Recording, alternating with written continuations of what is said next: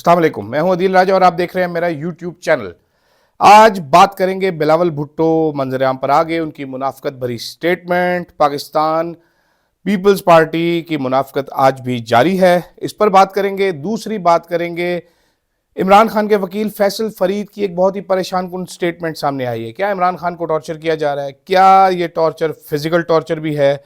इसके अलावा पाकिस्तान तहरीक इंसाफ के ओवरसीज एक सपोर्टर, एक कारकुन जो शहीद किए गए, जिनको गोली मारी गई, उसके सबूत भी मंजर आम पर आ चुके हैं, उसकी रिपोर्ट भी मंजर आम पर आ चुकी है। उसकी कहानी आपको बताएंगे कि वो क्या सोच रहा था वो लड़का। और साथ ही हम बात करेंगे जो इंटरनेशनल न्यूज़ ऑर्गेनाइजेशन जो हैं, जो रिपोर्टिंग कर रही हैं, इंडिपेंडेंट उर्दू, बीबीसी, अल जजीरा, DW, सब बता रहे हैं कि गोलियां मारी गई हैं लोगों को। सबूत मंजर-ए-आम पर आते चले जा रहे हैं और मजीद बेतहाशा सबूत आने वाले हैं। और इसके साथ साथ हम आखिर में बात करेंगे grand plan to ban PTI, क्या उस प्लान पर अमल दरामद शुरू हो गया है? सबसे पहले तो नाजरीन बात करते हैं बिलावल भुट्टो जरदारी की। बिलावल भुट्टो जरदारी साहब ने आज बोला है कि सियासी इस्तेहकाम तो लेकर आना है, अब चाहे वो बातचीत से आए या लाठी से आए। जी हाँ, तकरीबन 4-5 दिन गायब रहने के बाद बिलावल भुट्टो साहब का ज़हूर हुआ है। आज सुबह मैंने बात की थी, बिलावल भुट्टो की बहन आसफा जरदारी ने एक स्टेटमेंट दी कि जी इमरान खान को अगर जान को खतरा है तो इसको सीरियस लेना चाहिए। उस वक्त भी मैंने ये कहा था कि भाईजान ये एक सॉफ्ट इमेज दिखाया गया, सॉफ्ट फेस दिखाया गया है तहरीके पीपल्स पार्टी की जानिब से, वरना इनका ऐसा कोई इरादा नहीं है। ये आप जहन में रखिए, पीपल्स पार्टी इनेबलर है इस सब फैशिज्म की, ये सपोर्टर है इनके, ये बुनियादी सतून है। तहरीक इंसाफ को जो गोलियां मारी गई, वो ट्रिगर दबाने वाली उंगली बेशक किसी सिक्योरिटी वाले की होगी, लेकिन इस बंदूक को सहारा पीपल्स पार्टी ने सबसे बड़ा दिया हुआ है, अपना कंधा पीपल्स पार्टी ने ही पेश किया हुआ है, जिसकी बदौलत तहरीक इंसाफ के लोगों पे फस्तायत की जा रही है, उनके जनाजों पर छापे मारे जा रहे हैं, उनके ज़ख्मी अफराद को उठाया जा रहा है, शोहदा के फैमिली मेम्बर्स को उठाया जा रहा है, जिनके घर बलूचिस्तान में पशीन में दुआ थी, उस मस्जिद पे छापा मारा गया, शहीद के भाइयों को पर्चे में नामजद किया गया, मस्जिद को ताले लगा दिए गए, इस हद तक फस्तायत जारी है। तो ये सब बिलावल भुट्टो साहब, बिलावल भुट्टो ब्रूट फोर्स बिलावल भुट्टो है, ठीक है। ये आपको याद होगा, इनका बड़ा मशहूर आया था कि ब्रूट फोर्स से मैं तरमीम पास कराऊंगा, फिर हमने देखा कि उन्होंने ब्रूट फोर्स से पास करवाई तरमीम।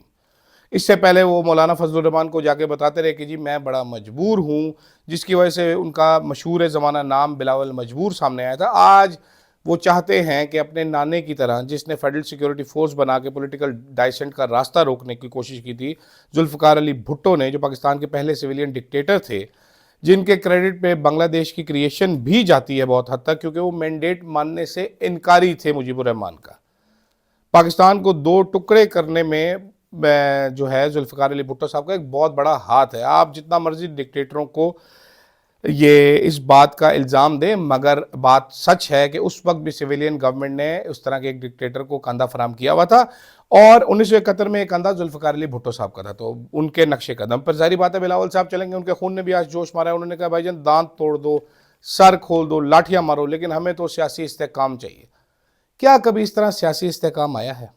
क्या कभी किसी ने सुना है कि इस तरह भी सियासी इस्तेहकाम आया करते हैं?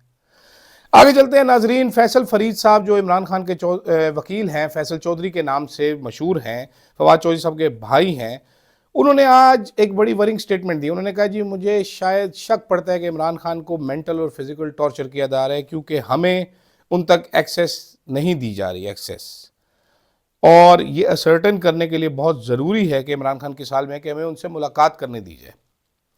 लेकिन मुझे शायद ये लगता है कि इमरान खान से मुलाकात अगले हफ्ते भी नहीं करने दी जाएगी। चंद मकासद हैं जिनका हसूल किया जाएगा। साथ साथ नाजरीन, तहरीक इंसाफ को बैन करने का ग्रैंड प्लान, मेरी एक सोर्स से बात हो रही थी जिन्होंने कहा भाई 4 तारीख को इलेक्शन एक्ट में तरमीम का केस लगा हुआ है, जिसके तहत रिजर्व सीटें छीनी गई थी। बैरिस्टर गौहर अली खान की तहरीक इंसाफ की वो पिटीशन है। तो अब होगा क्या? होगा ये कि आईनी बेंच बड़ी तसल्ली इत्मीनान के साथ तहरीक इंसाफ की पिटीशन रद्द कर देगा। रद्द करने के बाद ये तमाम सीटें तहरीक इंसाफ से रिजर्व सीटें छीन ली जाएंगी, ये सीटें हुकूमती जमातों में बंदरबांट कर दी जाएगी। जब ये हो चुका होगा, उसके बाद मूव करेगी गवर्नमेंट तहरीक इंसाफ को बैन करने के लिए।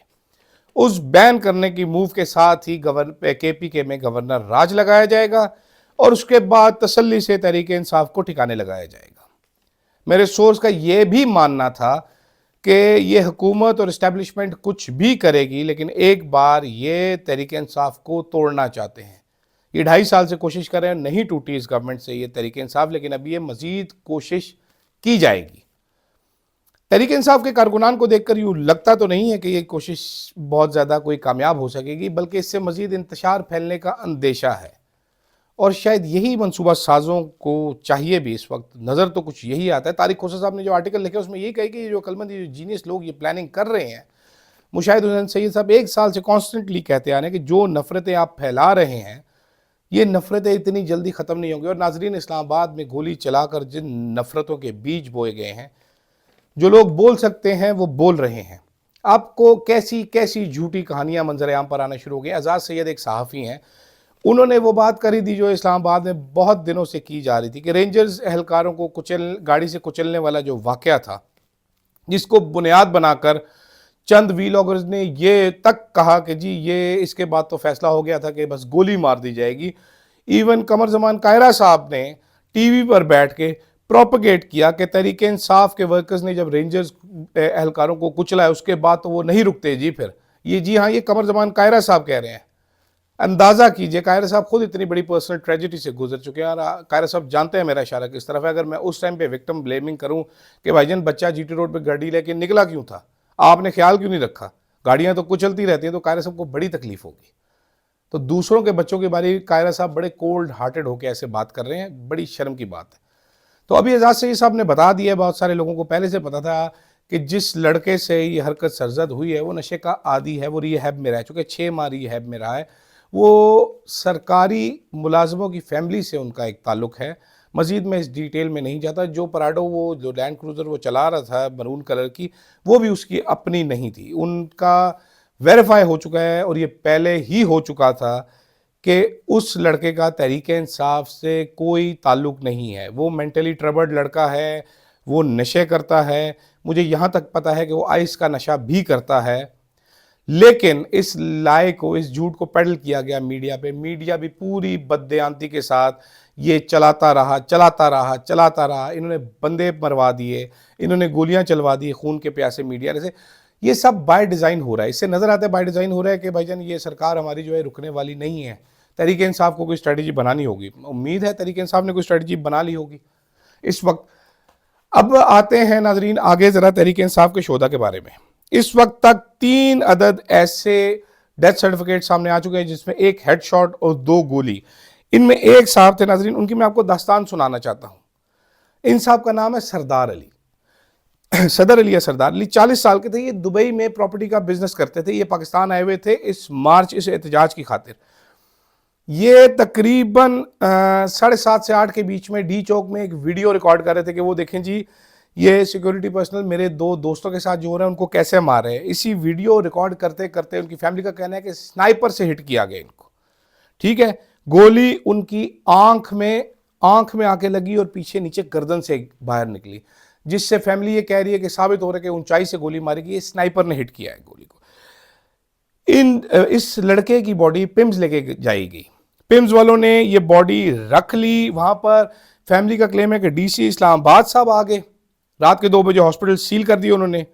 लेकिन फैमिली कहती है हमने कुछ कनेक्शंस यूज करके पुश करके वो बॉडी रिलीज करवा ली और हमने किसी भी किस्म का फेक एफिडेविट नहीं साइन किया। ठीक है, उन्होंने कहा हमने ये एफिडेविट साइन नहीं किया कि किसी हादसे में मारा गया। ये सदर अली, इनके 5 भाई हैं और तहरीक इंसाफ वाले कह रहे हैं कि जिस तरीके से ये भाइयों ने वो इस नुकसान को सीना तान के वसूल किया है और जो उनका अज़म है वो देखने से ताल्लुक़ रखता है। वो लोग भूले नहीं हैं इस कत्ल को। ठीक है, वो लोग भूले नहीं। और इसके जो 2 दोस्त हैं उन्होंने फैमिली को बताया कि भाईजान इन्होंने एक रात पहले शहादत की बात की थी। ये कह रहे थे भाईजान के कोई बात नहीं, इमरान खान के लिए आखिरी हद तक जाएंगे, गोली मारेंगे तो शहीद हो जाएंगे, वहाँ से भागेंगे नहीं। ठीक है, और साथ ही साथ ये भी बात की उसके दोस्तों ने कि भाईजान, मेरे दोस्तों ने कहा कि जी तुम्हारे तो बच्चे हैं, इसने अपने दोस्तों को कहा तुम्हारे पास नहीं है, मेरे बच्चे नहीं हैं, तुम्हारे तो बच्चे हैं, तुम लोग ऐसी बात ना करो, मैं आगे रहूँगा। जिस पर उसको दोस्तों ने कहा जी कोई बात नहीं, अल्लाह देगा। तो एक छोटी सी दास्तान थी। 3 लोगों के अभी तक डेथ सर्टिफिकेट आ चुके हैं। बिलावल साहब को ठंड नहीं पड़ी, हुकूमत को ठंड नहीं पड़ी, वो मज़ीद आगे जाना चाहते हैं। आज भी अता तारर साहब झूठ बोल के गए, मज़ीद भी झूठ बोलते रहेंगे। गोली तो चली है اور ناظرین آج نہیں تو کل، کل نہیں تو پرسوں جواب تو دینا پڑے گا کہ گولی کیوں چلائی، معصوم لوگوں پر گولی کیوں چلائی۔ فی الحال کے لیے ناظرین اتنا ہی، کچھ دیر بعد ملاقات ہوتی ہے اگلے ویلاگ میں، اجازت دیجیے گا، اللہ حافظ۔